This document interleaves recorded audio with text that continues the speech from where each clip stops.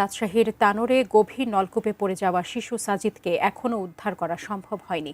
তাকে উদ্ধারে কাজ করছেন ফায়ার সার্ভিসের কর্মীরা।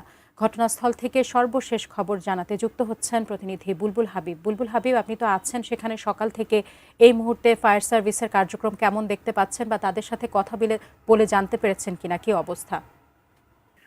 দুপুর 2:30-3টা থেকে তারা তাদের যে কার্যক্রম সেটা শুরু করেছেন এবং এখন পর্যন্ত তারা কিন্তু তাদের কার্যক্রম পরিচালনা করছেন এবং এখানে আসলে যেহেতু 20 ঘন্টার মতো হয়ে গেল, শিশুটি এখন পর্যন্ত ওই গভীর নলকূপ গর্তে আটকা পড়ে আছে, তাকে উদ্ধার করা সম্ভব হয়নি।